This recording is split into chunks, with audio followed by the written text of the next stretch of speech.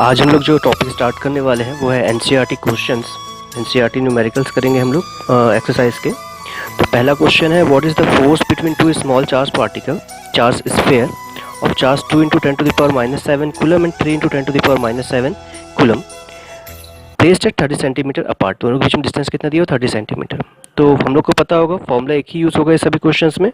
जो formula use होगा वो होगा कूलम्स लॉ। कूलम्स लॉ क्या कहता है कि फोर्स ऑफ अट्रैक्शन और repulsion F is equals to 1/4πε0 Q1 Q2 upon R square. ठीक है, अब यहाँ पर Q1 की वैल्यू गिवन है 2 × 10⁻⁷, Q2 की वैल्यू गिवन है 3 × 10⁻⁷, R गिवन है 30 सेंटीमीटर्स इक्वल्स टू 30 × 10⁻⁻2 मीटर्स। ठीक है, और 1/4πε0 की वैल्यू होती है 9 × 10⁹ Newton metre square per coulomb square. ठीक है, तो फोर्स का फॉर्मूला क्या निकल जाएगा, F इज इक्वल टू क्या निकलेगा, F इज इक्वल टू निकलेगा 9 × 10⁹ इंटू 2 × 10⁻⁷ इंटू 3 × 10⁻⁷ अपॉन 30 × 10⁻⁻2 का स्क्वायर। ठीक है, constant Q1 Q2 upon R का स्क्वायर। तो फोर्स की वैल्यू क्या निकल जाएगी, ठीक है, तो फोर्स की वैल्यू क्या निकल जाएगी अपने पास, तो ये निकल जाएगा 9 × 2 × 3, नंबर्स को एक साथ लिख लीजिए, अपॉन नीचे वाले नंबर को 30 × 30 और 10 के पावर्स को एक साथ में, तो 10⁹ -7 ये 4 पावर हो जाएगा ऊपर जाके +4। ठीक है, इसमें से ये 9 कैंसिल आउट हो गया तो बच गया रिजल्ट कितना, यहाँ बचा 6। ठीक है, और ये बचा 100, 2 पावर और माइनस कर देंगे इसमें, तो ओवरऑल रिजल्ट जो बचेगा वो होगा 6 × 10⁻³ न्यूटन। अब दोनों चार्ज नेगेटिव हैं, दोनों चार्ज सेम है। अगर चार्जेस हैं तो चार्ज के साथ में हम लोग को बताना पड़ेगा उसका डायरेक्शन, क्योंकि फोर्स एक वेक्टर क्वांटिटी है। तो हम लोग बताएंगे दे रिपेल ईच अदर, मतलब कैसा फोर्स लगेगा इसके बीच में, उसका डायरेक्शन बता देते हैं हम लोग। तो कैसा फोर्स लग जाएगा, रिपल्सिव। ठीक है, आंसर आ गया। इतना कंप्लीट हो गया क्वेश्चन नंबर 1। क्वेश्चन नंबर 2 बोलता है force between two sphere of charge is 4 microcoulomb and -8 microcoulomb. ठीक है, ऐसे दो चार्ज दिए हुए हैं, उनके बीच का दो चार्जेस के बीच का फोर्स दिया हुआ है और चार्ज का मैग्नीट्यूड दिया है, और बोला दोनों के बीच का डिस्टेंस निकालिए। What is distance between the two spheres, तो स्फीयर के बीच का डिस्टेंस निकाल के बताइए। फॉर्मूला सेम लगा देंगे। फॉर्मूला क्या है, F is equals to 1/4πε0 Q1 Q2/R square. तो F की वैल्यू कितनी दी हुई है क्वेश्चन में, 0.2 न्यूटन। Q1 कितना दिया हुआ है, 0.4 माइक्रोकूलम। माइक्रो मतलब होता है 10⁻⁻6, चेंज कर दीजिए तो जाएगा 0.4 × 10⁻⁻6 कूलम। सिमिलरली Q2 की वैल्यू क्या हो जाएगी, वो भी सेम निकलेगा, पर वो माइनस में दिया है तो -0.8 × 10⁻⁻6 कूलम। दोनों माइक्रो में थे, माइक्रो को चेंज कर लिए कूलम में। ठीक है, अब निकालना है कि R की वैल्यू क्या होगी। तो F इज इक्वल टू क्या फॉर्मूला होता है, F इज इक्वल टू होता है 9 × 10⁹ Q1 Q2 upon R square. तो R इज इक्वल टू क्या निकलेगा, 9 × 10⁹ इंटू 0.4 × 10⁻⁻6 इंटू 0.8 × 10⁻⁻6 अपॉन 0.2। ठीक है, ये R स्क्वायर की वैल्यू निकल गई। अब इसमें से क्या कैंसिल आउट हो जाएगा, ये 2 और 8 कैंसिल, तो ये बच गया 4 सिर्फ। तो R की वैल्यू क्या निकल जाएगी, इतने पूरे की रूट, तो √9 × 10⁹ इंटू 0.4 × 10⁻⁻6 इंटू 4 × 10⁻⁻6। ठीक है, 9 का रूट 3 हो जाएगा, 4 और 4 का रूट एक 4 आ जाएगा, तो यहाँ पर आ जाएगा 3 × 4 12। ठीक है, और 10 के पावर कितने थे, यहाँ पर है -6, -6 में से एक 6 बाहर आ जाएगा, और यहाँ पर पावर है 9, 9 में से 4 बाहर आ जाएगा, तो ओवरऑल जो वैल्यू बचेगी उसको लिख दे रहे हैं। तो इंटू 10⁻², ठीक है, मीटर्स, सेंटीमीटर में भी लिख सकते हो, ठीक है। तो ये हो जाएगा 12 सेंटीमीटर्स, ये आंसर हो गया। यूनिट को ध्यान देंगे, ठीक है। 9 का रूट निकलेगा कितना 3, 4 का रूट 16 का रूट कितना निकलेगा 4, 3 4 4 12, बाकी तो 10 का पावर हो गया, बन जाएगा, ठीक है। नेक्स्ट क्वेश्चन है चेक द रेशियो ऑफ, ठीक है, K E square upon G M E M P, ठीक है। इसका डायमेंशन, सिर्फ डायमेंशन चेक करना है। तो हम लोग को पता है जहाँ पर सारे वैल्यूज दी हुई है, ई इलेक्ट्रॉनिक चार्ज है, मास ऑफ इलेक्ट्रॉन है, मास ऑफ प्रोटॉन है, के कांस्टेंट है और जी भी कांस्टेंट है। तो फॉर्मूला पता होगा मास फोर्स का फॉर्मूला, ठीक है।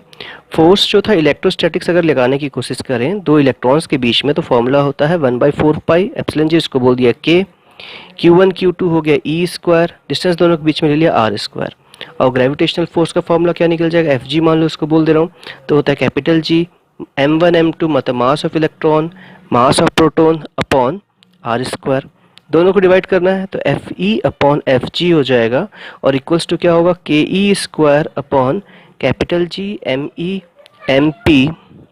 अब इस पूरे की वैल्यू कितनी होगी बताना, ये भी न्यूटन में, ये भी न्यूटन में, तो न्यूटन अपॉन न्यूटन क्या बचा, इस पूरे का डायमेंशन क्या निकलेगा, डायमेंशन लेस हो जाएगा, डायमेंशन लेस क्वांटिटी हो गई है, ठीक है। अब पूछा है कि इसकी वैल्यू भी निकाल के बताइए कि इसकी वैल्यू कितनी होगी, K E square upon G M E M P की वैल्यू कितनी होगी। तो के का वैल्यू कितना है 9 into 10 to the power 9, E कितना है 1.6 का 1.6 इंटू 10 टू द पावर -19, ठीक है, ई की वैल्यू अपॉन जी की वैल्यू कितनी है, जी है 6.67 into 10 to the power -11, mass of proton कितना है, मास ऑफ प्रोटॉन हो गया 1.66 इंटू 10 टू द पावर -27, और मास ऑफ इलेक्ट्रॉन कितना हो जाएगा 9 into 10 to the power -31 kg, ठीक है। सारे वैल्यू सब्स्टिट्यूट कर देना, जो कटेंगे कट जाएंगे, जैसे 9 से 9 कट जाएगा ऐसा, ठीक है। 1.66 है अप्रॉक्सीमेटली, उसको भी हटा सकते हैं, तो ओवरऑल जो वैल्यू बचेगी अपने पास वो होगा 2.287 इंटू 10 टू द पावर 39। अब क्वेश्चन में ये भी पूछा है कि इसका क्या सिग्निफिकेंस है, कि ये किस चीज़ के बारे में बता रहा है। तो इसका क्या सिग्निफिकेंस है, ये बता रहा है कि एफ ई अपॉन एफ जी जो है इतना मिला, जो कि 1 से बड़ा है, 10 टू द पावर 39 है, और वो क्या है 1 से बड़ा है। अगर 1 से बड़ा है मतलब ऊपर वाली वैल्यू बड़ी हो जाएगी, तो इससे पता चलता है कि एफ ई जो है वो बहुत बड़ा है एफ जी से, ठीक है। क्वेश्चन नंबर 6 क्या बोलता है, ऐसे 4 पॉइंट्स हो गए ए बी सी डी, और A B C D points पर डिफरेंट चार्जेस रखे हुए हैं, यहाँ पर 2 माइक्रोकूलम, यहाँ 2 माइक्रोकूलम, यहाँ 5 माइक्रोकूलम, यहाँ 5 माइक्रोकूलम। पूछा है बीच में अगर +1 कूलम चार्ज रख देंगे तो वो कितना फोर्स फील करेगा, ठीक है। क्वेश्चन बस सिंपल सा, तो तीनों का फोर्स निकाल के बताना है, ठीक है। तो हम लोग क्या देखते हैं कि ये -5 माइक्रोकूलम जो होगा वो इस प्लस को अट्रैक्ट करेगा, तो फोर्स का डायरेक्शन इधर लगेगा। इस फोर्स को नाम बोल दिया एफ डी, डी की वजह से, तो एफ डी की वैल्यू निकाल लेते हैं। मान लो सब स्क्वायर है तो डिस्टेंस बराबर होगा, ये भी x है, ये भी x है, ये भी x है, बराबर होगा, मान लिया x है, तो एफ डी की वैल्यू क्या हो जाएगी 1/4 पाई एप्सिलॉन 0 Q1 Q2, मतलब -5 को 5 ले लिया और ये 1, तो ये हो जाएगा 5 इंटू 1 अपॉन यहाँ से यहाँ तक का डिस्टेंस, यहाँ से यहाँ तक डिस्टेंस कितना हो गया x है, तो x का स्क्वायर, ये एफ डी की वैल्यू निकल गई। अगर इस वाले फोर्स की बात करेंगे तो ये नेगेटिव इस पॉजिटिव 1 को अट्रैक्ट करेगा, तो इसकी वैल्यू भी सेम आएगी, इसका नाम रख देते हैं एफ बी, तो इसकी वैल्यू कितनी निकल गई एफ बी के बराबर ही आ गई। पर अगर डायरेक्शन देखें तो ये एक ऊपर की ओर जा रहा है, एक नीचे की ओर जा रहा है, तो अगर वेक्टर फॉर्म पे लिखना चाहें तो एफ डी इज इक्वल लिख सकते हैं माइनस ऑफ एफ पी, ठीक है। साइड चेंज कर दे रहे हैं, साइड चेंज करेंगे तो क्या निकलेगा F D plus F B equals to 0, पहला पार्ट। सिमिलरली अगर इस जगह पे निकालेंगे तो ये प्लस इस प्लस को रिपेल करेगा, ठीक है। तो इस फोर्स का नाम रख देते हैं, क्योंकि ए लगा रहा है तो एफ ए, तो एफ ए की वैल्यू क्या हो जाएगी 1/4 पाई एप्सिलॉन 0, चार्ज की वैल्यू कितनी दी है +2, तो 2, ठीक है, माइक्रो है कोई मतलब नहीं है उसका वैसे फिलहाल में, तो क्योंकि साइन सिर्फ ले रहे हैं उसका, इंटू 1 अपॉन एक्स का स्क्वायर, ठीक है। समझ पाए यहाँ तक। अगर इस फोर्स की वैल्यू निकालें सी से भी, तो डिस्टेंस तो सेम ही है और चार्ज भी सेम है, तो इसकी वैल्यू भी सेम आएगी, एफ सी की वैल्यू भी सेम आएगी। अब डायरेक्शन उल्टा है, तो अगर वेक्टर फॉर्म पे लिखना चाहें तो एफ ए और एफ सी का मैग्नीट्यूड सेम है लेकिन डायरेक्शन उल्टा है, तो यहाँ से कंक्लूजन निकलेगा कि F A plus F C equals to भी 0 है। अब जो सुपरपोजिशन प्रिंसिपल कहता है कि अगर किसी चार्ज पार्टिकल पर फोर्स निकालना है, total force F on O निकालना हो, तो वो होगा F A plus F B plus F C plus F T, कहानी याद रखनी है, यहाँ पर वेक्टर होना चाहिए, सिंपल ऐड नहीं कर सकता वेक्टर एडिशन के टाइम। अब F A plus F C zero है, F B plus F D भी जीरो है, तो ओवरऑल वैल्यू क्या आ जाएगी, zero plus zero equals to zero newton. ठीक है, तो net force on the particle at O, अगर इसको ओ मान लेते हैं तो कितना निकल जाएगा, जीरो। 8 देखते हैं। न्यूमेरिकल नंबर 8 में बोलता है कि +3 कूलम और -3 कूलम के दो चार्जेस हैं, इनके बीच का डिस्टेंस जो है वो टोटल 20 सेंटीमीटर है और इसके बिल्कुल सेंटर पे कोई पॉइंट O है, उस पॉइंट पर इलेक्ट्रिक फील्ड की वैल्यू निकाल के बताइए। ठीक है, तो find electric field at point O। तो इलेक्ट्रिक फील्ड मेरे को निकालना पड़ेगा, तो पहला स्टेप जो होता है इलेक्ट्रिक फील्ड निकालने का किसी भी पॉइंट पर, तो हम लोग इलेक्ट्रिक फील्ड निकालने के सबसे पहले जिस पॉइंट पर फील्ड निकालना है वहाँ पर +1 चार्ज मान लेते हैं। तो मान लो कि +1 चार्ज ले लिया O पे, तो यहाँ पर क्या चार्ज आ जाएगा, +1 चार्ज ले एज्यूम कर लिया। अब इसके बाद फील्ड का डायरेक्शन देखेंगे, अगर दोनों वेक्टर्स एक ही डायरेक्शन पे होंगे तो ऐड कर देना, अपोजिट डायरेक्शन में होंगे तो सब्ट्रैक्ट कर देना, और अगर किसी पर्टिकुलर एंगल पे होंगे तो फॉर्मूला लगा देंगे। बस इतना कॉन्सेप्ट याद रखना है। ठीक है, तो अगर इस +3 की बात करते हैं और यहाँ पर +1 ले लेता हूँ, तो ये +1 इस प्लस चार्ज को क्या करेगा, रिपेल, तो फील्ड का डायरेक्शन ये हो जाएगा। इसको बोल दिया ई ए, तो ई ए की वैल्यू क्या निकलेगी, ठीक है, ई ए निकलेगा इलेक्ट्रिक फील्ड का फॉर्मूला 1/4πε0 चार्ज, कोई भी एक चार्ज जो चार्ज दिया है सोर्स चार्ज, अपॉन r², यहाँ से यहाँ तक की डिस्टेंस। ठीक है, अब क्या दिया है 1/4πε0, Q की वैल्यू है 3 माइक्रोकूलम, तो 3 इंटू 10⁻⁻6 अपॉन यहाँ से यहाँ तक की दूरी, डिस्टेंस कितना हो गया 10 सेंटीमीटर, तो 10 इंटू 10⁻⁻2 का स्क्वायर। इसको मीटर में था, इसको सेंटीमीटर में, इसको मीटर में चेंज कर लिया, ऐसा ही में काम करेंगे पूरा। तो वैल्यू कितनी बच जाएगी, इस पूरे की वैल्यू होती है 9 इंटू 10⁻9 इंटू 3 इंटू 10⁻⁻6 अपॉन, इसकी वैल्यू कितनी हो जाएगी, ये हो जाएगा 10⁻⁻1 और इसका स्क्वायर मतलब 10⁻²। ठीक है, इसको मल्टीप्लाई कर लेंगे तो इलेक्ट्रिक फील्ड ई ए की वैल्यू निकल जाएगी अपने पास 27। इसको जब कैलकुलेट करेंगे हम लोग तो ये हो जाएगा 9 और ये हो गया 9 में 6 माइनस कर देंगे तो कितना हो जाएगा, ये हो जाएगा 3 और 3 और ऊपर गए 2, तो कितने हो गए टोटल 5 और 10 है, इसकी वजह से हम लोग का टोटल 27 था, तो 27 का पावर कितना बचेगा, इसको लिख सकते हैं 27⁵, इसको ऐसे लिख सकते हैं हम लोग 2.7 इंटू 10⁻6। इतना क्या इलेक्ट्रिक फील्ड है, तो यूनिट हो जाएगी इसकी न्यूटन पर कूलम। ऐसे ही बोला इलेक्ट्रिक फील्ड बी की वैल्यू निकाली, ये बी जो होगा इस पॉजिटिव चार्ज को अट्रैक्ट करेगा, तो ये इलेक्ट्रिक फील्ड बी की वजह से लगेगा। ठीक है, अब इसकी डिस्टेंस सेम है, चार्ज भी सेम है, तो इलेक्ट्रिक फील्ड बी का भी कितना आएगा 2.7 इंटू 10⁻6 न्यूटन पर कूलम। अब दोनों का डायरेक्शन क्या है, सेम है, तो दोनों को सिंपली ऐड कर देंगे, क्योंकि अगर दोनों फील्ड एक ही डायरेक्शन पे लग रहे हैं तो दोनों को डायरेक्टली ऐड करते हैं। तो total field E net is equal to क्या हो जाएगा 2.7 plus 2.7 into 10⁻6 equals to 5.4 into 10⁻6 newton per coulomb. तो ये क्या निकल गया, टोटल इलेक्ट्रिक फील्ड की वैल्यू निकल गई। अगर टोटल इलेक्ट्रिक फील्ड निकाल ली हो तो उसके बाद निकालने के लिए पूछा है क्वेश्चन में कि अगर कोई चार्ज पार्टिकल हो उस पर फोर्स निकालिए, तो फोर्स का फॉर्मूला होता है Q इंटू ई। अब यहाँ पर Q की वैल्यू कितनी दी हुई है 1.5 into 10⁻⁻9, 1.5 into 10⁻⁻9 into electric field की वैल्यू दी है 5.4 इंटू 10⁻6। ठीक है, इन दोनों को मल्टीप्लाई कर देंगे, आंसर आ जाएगा। ठीक है, तो आंसर की वैल्यू आएगी 8.1 इंटू 10⁻³ न्यूटन। ठीक है, सिंपल है बिल्कुल, मल्टीप्लाई करना है बस 5 को 1.5 से। ठीक है, बन जाएगा।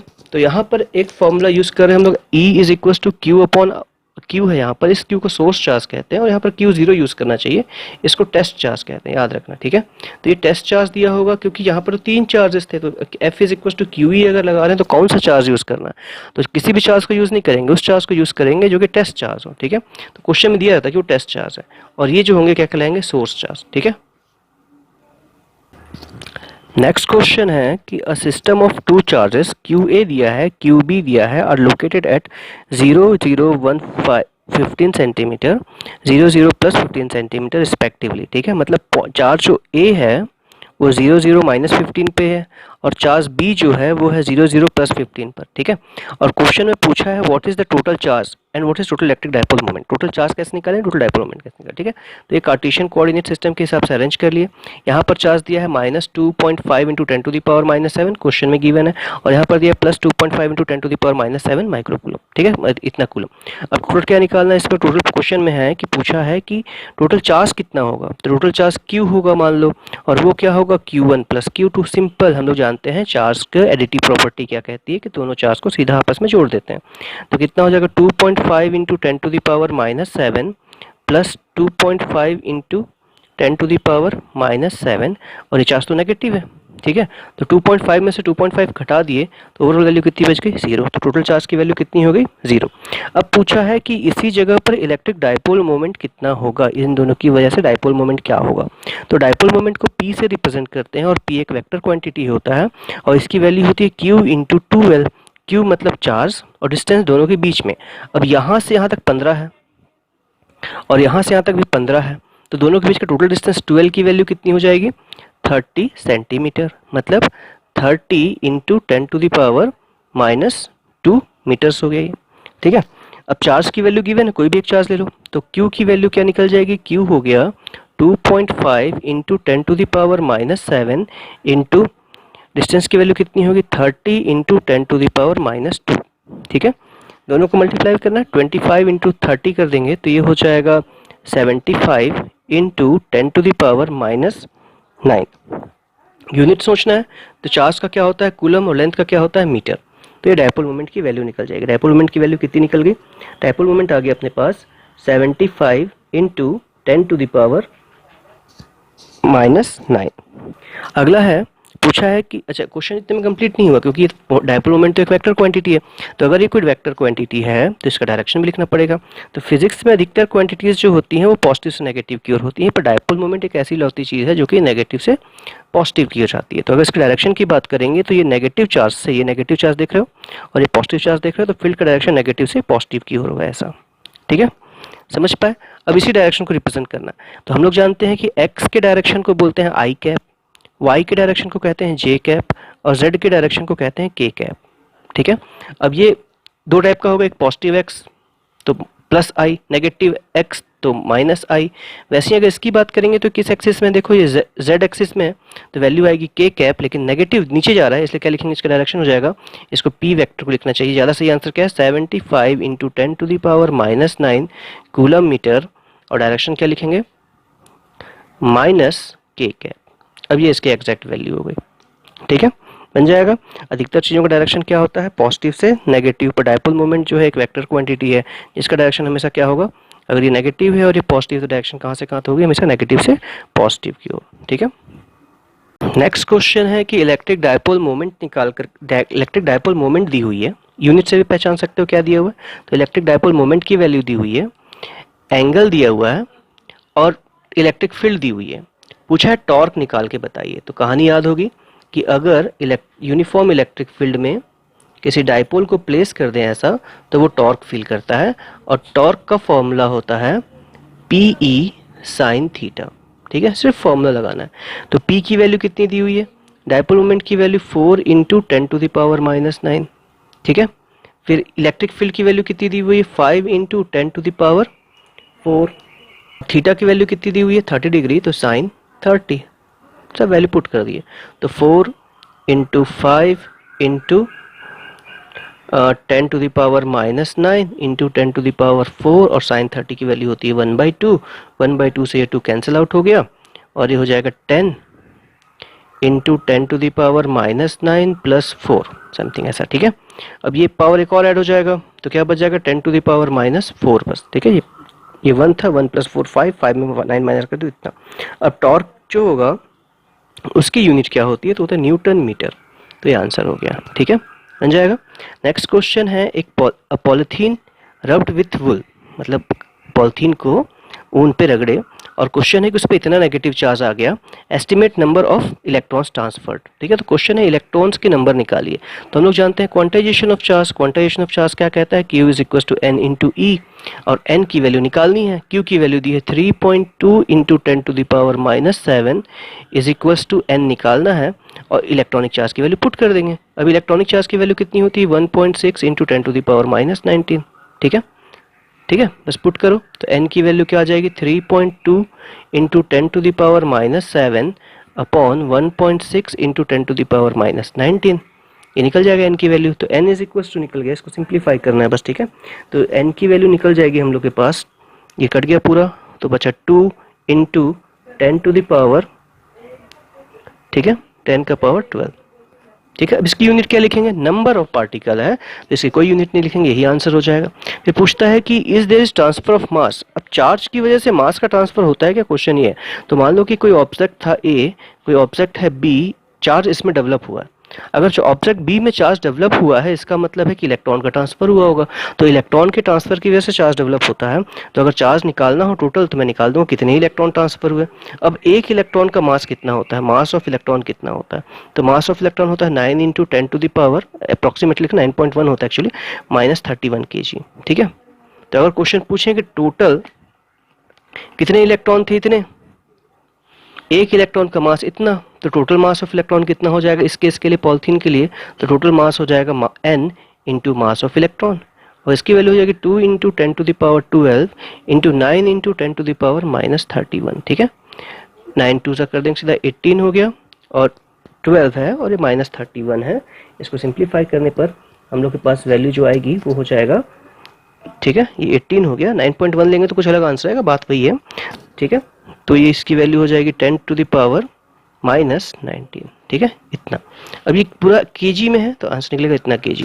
अब ये जो हम लोग आसपास की चीज़ों को देखते हैं, जैसे हम लोग के लिए 1 ग्राम भी बहुत छोटी चीज़ होती है, और ये 1 ग्राम का भी इतने बार डिवीजन करना पड़ रहा है। ठीक है, इसका मतलब ये क्या है, बहुत छोटी क्वांटिटी हो गई। इससे पता चलता है कि there is negligible change in mass. अगर कोई क्वेश्चन पूछता है कि मास में चेंज होगा कि नहीं, तो मास में चेंज तो होगा, पर क्या उस मास को ऑब्जर्व कर पाएंगे हम लोग, तो जवाब है नहीं, because there is negligible change in mass. ठीक है, बन जाएगा भी।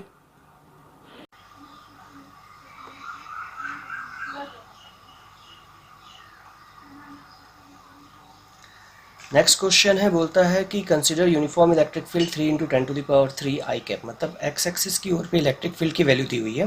फ्लक्स निकालिए जब एरिया क्या है 10 सेंटीमीटर का, साइड क्या है 10 सेंटीमीटर का, और जो प्लेन है वो वाई जेड प्लेन है। अगर प्लेन वाई जेड दिया हुआ है तो एरिया वेक्टर का डायरेक्शन क्या होगा, वाई जेड को छोड़ करके जो बच गया मतलब एक्स हो जाएगा, तो प्लेन का जो डायरेक्शन होगा उसको एक्स एक्सिस की ओर लेंगे। अब ये एरिया वेक्टर और इस इलेक्ट्रिक फील्ड के बीच में एंगल हो जाएगा 0, क्योंकि ये भी एक्स एक्सिस में, दोनों के दोनों एक्स एक्सिस में, तो एंगल की वैल्यू पुट कर देंगे 0, तो cos 0 की वैल्यू हो जाती है 1। इलेक्ट्रिक फील्ड दिया है 3 इंटू 10⁻3, तो 3 इंटू 10⁻3 पुट कर देंगे। एरिया वेक्टर की वैल्यू दी हुई है कितनी, एरिया वेक्टर की वैल्यू दी हुई निकालना पड़ेगा। एरिया क्या होता है, स्क्वायर है, तो ए का स्क्वायर, साइड कितना दिया हुआ है 10, तो 10 का स्क्वायर, 10 इंटू 10⁻² का स्क्वायर कर देंगे। सिंप्लीफाई करने पे हम लोग के पास फ्लक्स जो निकल रहा है, फ्लक्स की वैल्यू कितनी निकल जाएगी 30। यूनिट क्या होगा फ्लक्स का, देखो इलेक्ट्रिक फील्ड का होता है न्यूटन पर कूलम, ठीक है, और एरिया का होता है मीटर स्क्वायर, तो Newton metre square per coulomb square, इतना फ्लक्स हो जाएगा इस क्वेश्चन के लिए। ठीक है, इसके बाद इसी क्वेश्चन में पूछा है कि अगर वो एरिया वेक्टर के साथ 30 डिग्री का 60 डिग्री का एंगल बना दे तो फ्लक्स की वैल्यू क्या होगी। सेम क्वेश्चन है पूरा, बस एंगल कितना बोल दिया 60 डिग्री, तो फॉर्मूला क्या निकल जाएगा, phi is equals to E into A cos 60। ठीक है, cos 60 की वैल्यू पुट करनी पड़ी, cos 60 1/2 होता है। ठीक है, तो कितना आएगा 3 इंटू 10⁻³ इंटू 10 इंटू 10⁻² का स्क्वायर इंटू cos 60। cos 60 कितना हो जाएगा, cos 60 ये हो गया, cos 60 की वैल्यू पुट कर देंगे, तो इसकी वैल्यू कितनी आई थी 30, और एक पूरा कितना हो जाएगा 1/2 कैंसिल आउट हो गया, तो क्या बचा 15 Newton metre square per coulomb. ठीक है, तो फ्लक्स निकालने का कंडीशन हो गया।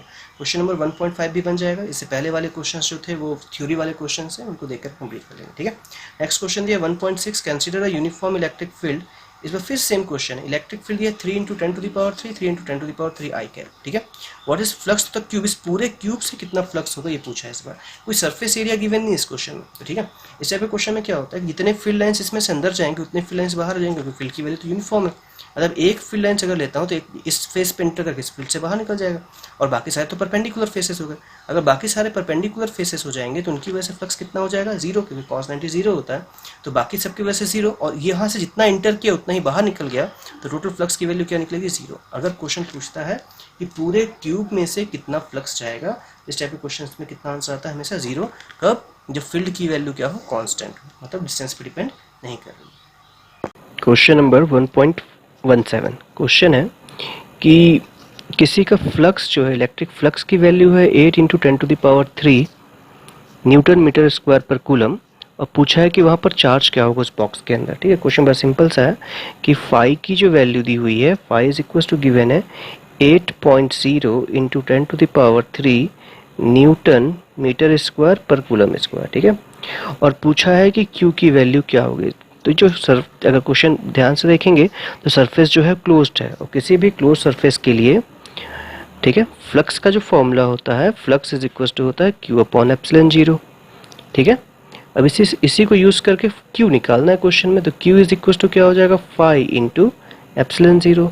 फाई की वैल्यू दी हुई है 8 इंटू 10⁻³ एप्सिलॉन 0 की वैल्यू होती है 8.85 इंटू 10⁻⁻12। ठीक है, इसको सिंप्लीफाई करने पर हम लोग की वैल्यू जो आएगी वो होगी 0.07 इंटू 10⁻⁻6।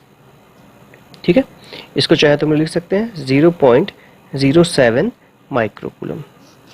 ठीक है, इसके बाद का नेक्स्ट क्वेश्चन इसी में पूछा है कि what is the net flux inside the box हो गया, if the net outward flux through the surface is 0।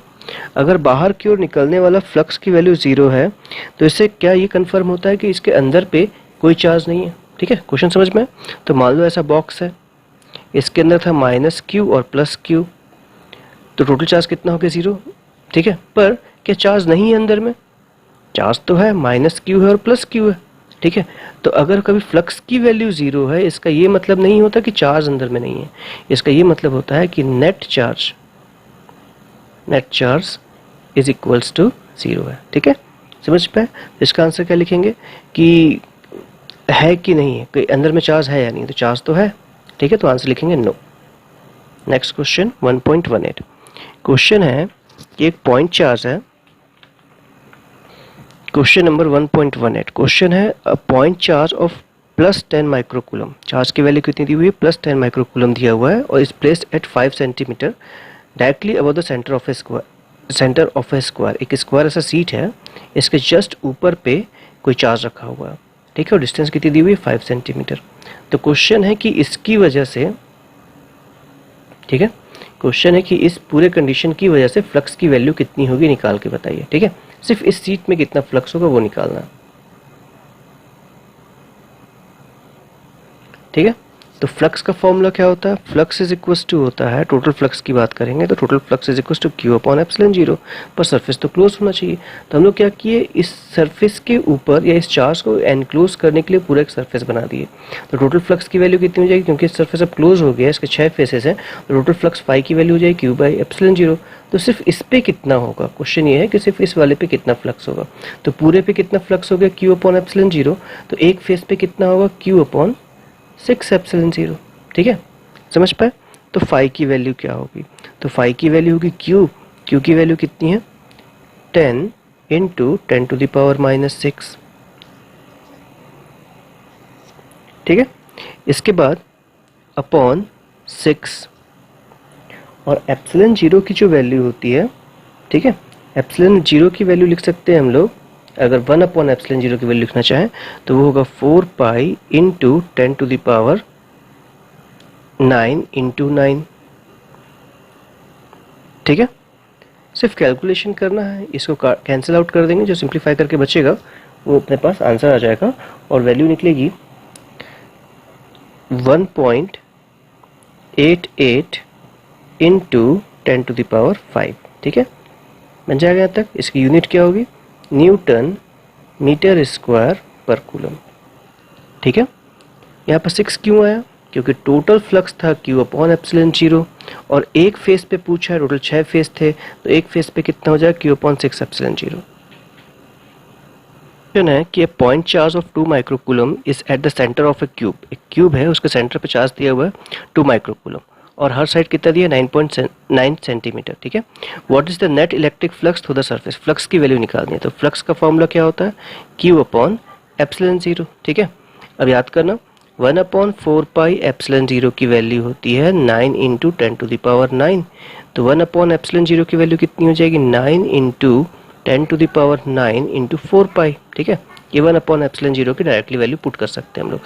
और Q की वैल्यू कितनी दी हुई क्वेश्चन में, 2 माइक्रोकूलम, मतलब 2 इंटू 10 टू द पावर -6, ठीक है। तो पूछा है क्वेश्चन में कि टोटल फ्लक्स की वैल्यू कितनी होगी।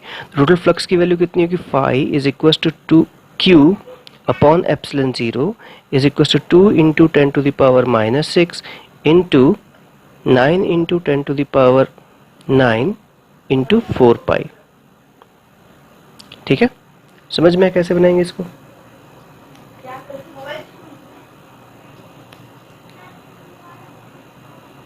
ठीक है।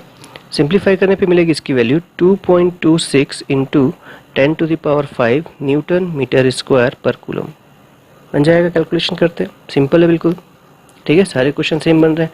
पूरे क्यूब पे निकालने के लिए बोला, इसलिए 6 से डिवाइड नहीं किया। इससे पहले वाले क्वेश्चन में सिर्फ नीचे वाले फेस से निकालने के लिए बोला था, तो नीचे वाले फेस से निकालने के लिए क्या करेंगे, 6 से डिवाइड करना पड़ेगा। जबकि पूरे क्यूब में निकालने के लिए बोलेगा फ्लक्स, तो Q अपॉन एप्सिलॉन 0, और 1 अपॉन एप्सिलॉन 0 की वैल्यू होती है 9 into 10 to the power 9 into 4 pi, ठीक है। सिंप्लीफाई करने पे आंसर बन जाएगा। नेक्स्ट क्वेश्चन है question number 1.20। A point charge causes an electric flux of इतना, ठीक है, -1 10 to the power 3 newton metre square per coulomb through a spherical Gaussian surface of 10 centimetre radius centred at the charge. If the radius of the Gaussian surface is double, मतलब radius को क्या करते हैं double, how much flux would pass through the surface. Question है कि flux की value कितनी होगी। फ्लक्स पहले इतना था, अब फ्लक्स की वैल्यू कितनी हो जाएगी, ठीक है। और फिर पूछा इसमें पॉइंट चार्ज क्या होगा। जैसे मान लो कि कोई इस पॉइंट चार्ज हो गया, इसकी वजह से ऐसा फ्लक्स लाइन बनाया मैं, ऐसा अभी नेगेटिव है तो फ्लक्स लाइन अंदर की ओर होंगी, ऐसा बनाया। एग्जाम्पल में देखना कितना फ्लक्स है इसमें, 1 2 3। अगर मान लो रेडियस को डबल कर दूं ऐसा, तो अभी भी कितने फ्लक्स लाइन होंगे, 3 ही फ्लक्स लाइन होंगे। तो क्या कंक्लूजन निकलता है कि कितना फ्लक्स, रेडियस को डबल करने पर फ्लक्स की वैल्यू कितनी होगी।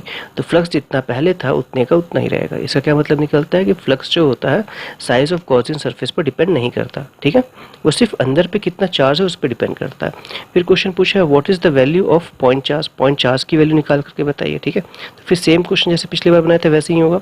तो फाई की वैल्यू जो होती है वो होता है Q अपॉन एप्सिलॉन 0। तो Q की वैल्यू क्या हो जाएगी, फाई इंटू एप्सिलॉन 0, ठीक है। अब यहाँ पर एप्सिलॉन 0 की वैल्यू पुट करना ज़्यादा सरल पड़ेगा कैलकुलेशन, इसलिए डायरेक्टली पुट कर दे रहे हैं, ठीक है। तो कितनी दी हुई है, इलेक्ट्रिक फील्ड की वैल्यू दी हुई है, इलेक्ट्रिक फील्ड की वैल्यू कितनी दी हुई है, सॉरी फाई की वैल्यू कितनी दी हुई है, -1 into 10 to the power 3 into epsilon 0 की value 8.85 into 10 to the power -12, ठीक है। सिंप्लीफाई करने पे आंसर कितना आ जाएगा, -8.85, ठीक है, into 10 to the power -9 coulomb. इसको नैनो कूलम भी कहते हैं, तो किसी किसी बुक में आंसर मिलेगा -8.85 नैनो स्मॉल n, और कूलम कैपिटल N जो लिखेंगे वो न्यूटन हो जाएगा, स्मॉल n से कूलम बन जाएगा। तो ये क्या निकल गया, चार्ज Q की वैल्यू निकल गई, ठीक है, बन जाएगा।